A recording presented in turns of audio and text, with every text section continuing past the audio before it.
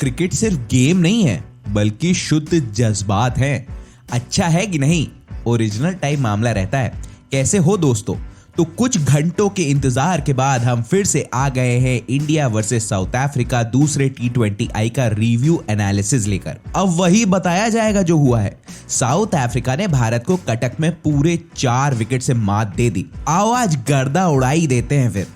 अब video skip मत करना आप लोग और आराम से देखिएगा, वरना बुरा लगता है कि जब आप स्किप करते हो वीडियो को और पूरा नहीं देखते। कल के प्रीव्यू वाले वीडियो में बोला था ना मैंने, जो टॉस जीतेगा चेज वही करेगा, हुआ भी वही। आइए बात करी जाए टॉप 5 कारणों की कल जो टीम इंडिया के हार का कारण बने। नंबर 1, बैटिंग ऑर्डर का फ्लॉप शो, और बहुत ही बुरा फ्लॉप शो।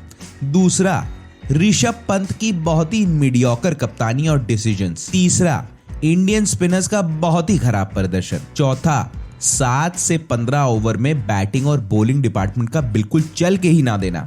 और पांचवा, हेनरिक क्लासन और टेम्बा बवुमा का इंटेंट, जिसने मैच साउथ अफ्रीका की झोली में ही रख दिया। अब इन सारे मुद्दों पर सिलसिलेवार चर्चा होगी और आज कायदे से बिल फाड़ा जाएगा सब पर। आओ बैटिंग पे बात करते हैं। अब जिस पिच पे बैटिंग पहले करने पे एवरेज स्कोर 195 रन का था, वहां पर आप 148 रन गिरते पड़ते बनाओगे तो पहले तो आप साइकोलॉजिकल दबाव में आ ही जाओगे। ईशान किशन और दिनेश कार्तिक को छोड़ दो तो इंटेंट तो किसी के पास ही नहीं दिखा। कल जो आ रहा था उसे जाने की जल्दी थी, तू चल मैं आता हूं वाली प्रथा चल रही थी। पारी की शुरुआत करने ऋतुराज गायकवाड़ आए और पहले ही ओवर में निपट गए। श्रेयस अय्यर तो अब भैया सिर्फ स्पिनर्स को खेलेंगे। अब T20 वर्ल्ड कप होना है और वो भी ऑस्ट्रेलिया में, वहां भी क्या स्पिनर्स मिलेंगे? बहुत आराम से खेल रहे थे। हालांकि संभल के खेलना भी था उन्हें। वो सोच रहे थे कि आखिरी में कट लूज करेंगे। अजी कहां ही कर पाए कट लूज। 40 रन की पारी खेली इन्होंने। धीमे विकेट पर भी ईशान किशन ने दिलेरी से शॉट्स खेले, लेकिन नोकिया की तेज बाउंसर ने किशन की 34 रन की पारी पर ब्रेक लगा दिया। दिनेश कार्तिक को नीचे ही खिलाया गया। उन्हें समय भी लगा सेटल डाउन होने पर। कोच और कप्तान का क्या कल ही स्ट्रैटेजिक ब्लंडर था ये। हालांकि कार्तिक ने लास्ट 2 ओवर्स में हिटिंग शुरू करी और आखिरी ओवर में तो फेंक फाकी मचा दिया और टीम को सम्मानजनक 148 रन पर लाकर खड़ा कर दिया। और तो सबके बल्ले में जंग जैसा लग गया था कल। ये IPL नहीं है। ऐसा तो नहीं है कि सब इसे मिनी IPL समझ के खेल रहे हैं। खैर, अब आइए सरदार के ऊपर बात करी जाए, ऋषभ पंत के ऊपर। तो भैया बहुत ही लचर प्रदर्शन। अरे कोई नहीं, आप नए कप्तान हो, गलती होती रहती है। अब आए ये बैटिंग करने। टीम क्राइसिस में थी और ईशान डगआउट में चले गए थे। श्रेयस अय्यर दूसरे छोर पर मौजूद थे, तो भैया हार्दिक पांड्या के ऊपर बैटिंग करने आए। चलो कोई नहीं, रुकते, विकेट्स को भापते और रन्स बनाते। पता नहीं दिमाग में कौन सी खलबली आके तंग करने लग गई इनको। अब मैं तो नहीं जान सकता हूँ, आप जानते होंगे तो कमेंट बॉक्स पर बताना जरूर। बवुमा ने एक एंड से केशव महाराज को इंट्रोड्यूस किया। भाई साहब थोड़ा इंतजार हुआ नहीं पंत से? अरे रुकते समझते ट्रैक को चहलकदमी करके पहली ही गेंद में अपने विकेट को दे बैठे महज 5 रन पे। मतलब इतना गुस्सा सा आ गया था मुझे कि भैया ये क्या है। अब ऐसे काम करोगे तभी तो सब आपकी मैच्योरिटी पर बात करते हैं। बॉलिंग के टाइम पे आप पता नहीं फील्डिंग सेटिंग्स क्या ही कर रहे थे।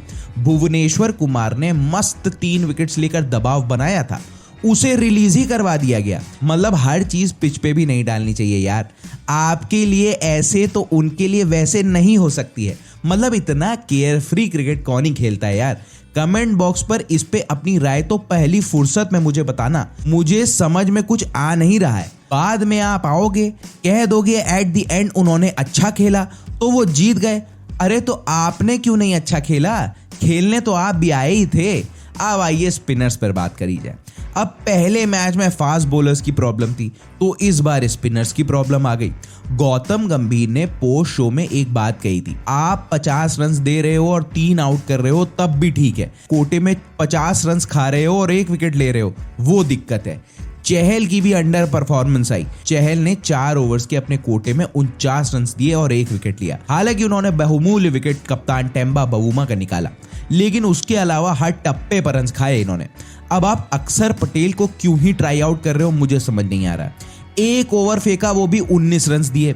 मतलब ये बताओ कि प्रोडक्टिविटी और यूटिलिटी क्या है उनकी। पिछले मैच में भी अक्षर ने 40 रन खाए थे। अब बहुत इंपॉर्टेंट ये है कि 7 से 15 ओवर्स में विकेट निकालना बहुत जरूरी है और प्रेशर को इंक्रीज करना तो उससे भी ज्यादा जरूरी है।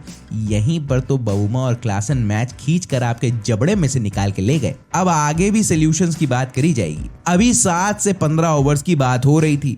यहाँ पे बैटिंग और बॉलिंग दोनों ही फ्लॉप थी। बैटिंग स्टेजेस में टीम इंडिया के लगातार विकेट गिर रहे थे, कोई भी पार्टनरशिप फॉर्म नहीं हो रही थी और विकेट्स निकल के दे नहीं रहे थे बॉलिंग में। अब फिर क्या ही पंत, पांड्या या श्रेयस।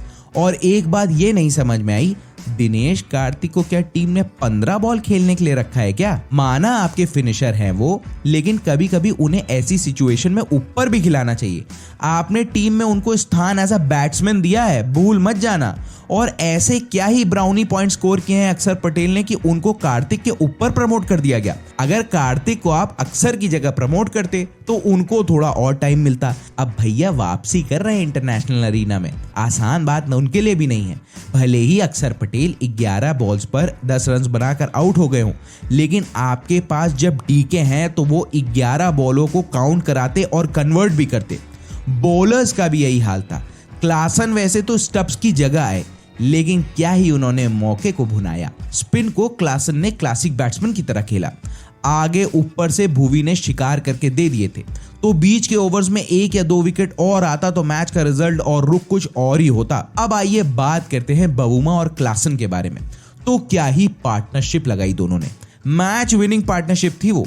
स्पिन को अच्छा खेला, ऑन द राइज अच्छे शॉट्स लगाए, मैच का रुख अपनी तरफ किया। क्लासन ने तो काउंट करवाया हर चीज। जिस तरह से वो स्पिन को टैकल आउट कर रहे थे वो बहुत ही दिलकश था। वैसे उन्हें टीम इंडिया ओपोनेंट के तौर पे पसंद भी आती है, अच्छे रन्स लगाते हैं। और दोनों ही बैट्समैन की सदी हुई पारी ने साउथ अफ्रीका को 2-0 की बढ़त लेने में मदद की। बीच के ओवर्स की बैटिंग और इंटर्न बहुत था भैया। और डेविड मिलर ने तो कसम ही खा ली है कि भैया चाहे जो हो जाए मैं नॉट आउट होके जाऊंगा और टीम को जितवा के ही जाऊंगा, और जीतने के इस प्रोसेस में छक्का भी मारूंगा। तो ये हार के कुछ प्रमुख कारण बने। अब करना क्या चाहिए? तत्काल प्रभाव से आपने जो बंदे बेंच पर बैठा रखे हैं ना, उनको ट्राई आउट करिए। पहले तो आना चाहिए दीपक हुडा को। अब उससे क्या होगा, अच्छे बल्लेबाज हैं और ऑफ ब्रेक बॉलर भी हैं। अक्षर को तो डालिए रेस्ट पे। फिर रवि बिश्नोई को लेकर आप एक extra bowler spinner try out कर सकते हो। अगर जिस तरह से यूजी रन कंसीड कर रहे हैं तो ये देखना होगा, अर्शदीप या उमरान में से आप किसी एक को रोप इन कर सकते हो, तो आपको कुछ चेंजेस तो करने होंगे। ऐसा ना हो जाए कप्तान चेंज हो जाए, लेकिन ऐसे थोड़ी ना होता है। मुझे ऋषभ का ना इंटेंट पसंद नहीं आया कल के मैच में। साउथ अफ्रीका को 2 रन की दरकार थी और हर्षल पटेल का 1 ओवर बचा था। आप ले आए श्रेयस अय्यर को बॉलिंग कराने। अब पता नहीं उन्होंने कभी बॉलिंग करी है कि नहीं करी है, उनको करा दी। तो ये माइंडसेट दिखाता है। कप्तानी मतलब निर्भीक होकर कप्तानी करो यार। अब जो भी हुआ वो हुआ, आगे ऐसा ना हो तो फिर टीम मैनेजमेंट को भी कुछ करना पड़ेगा। तो अगर मैंने कुछ ऐसा बोला हो जो आपको लगा हो कि ठीक नहीं है तो दोस्तों पहली ही फुर्सत में माफ कर देना मुझे। किसी को हर्ट करना मैं चाहता नहीं हूं, लेकिन क्या करे, क्रिकेट गेम नहीं है, जज्बात हैं और हमारे इतनी जल्दी निकलते नहीं हैं। बोला था ना मैंने। तो कल मिलेंगे फिर एक जानदार वीडियो के साथ। आपको कैसी लगी वीडियो बंधुओं? अच्छी लगी हो तो लाइक और शेयर करिए। अब आपको ही करना पड़ेगा और कोई करेगा थोड़ी ना आकर। चैनल पर नए हो तो सब्सक्राइब करिएगा, जाइएगा नहीं सब्सक्राइब किए बगैर, उसे यहाँ अच्छा सा नहीं माना जाता है। वीडियो देखने के लिए धन्यवाद। बेल आइकॉन को दबा दीजिएगा, नोटिफिकेशन मिलती रहेगी आपको। नहीं तो वीडियो नहीं मिलती है आपको समय पर दोस्तों, बुरा सा लगता है मामला। फिर वीडियो अपनी सुविधा अनुसार देखिएगा और हाँ, अपना और अपने घर वालों का बहुत ज्यादा ध्यान दीजिएगा।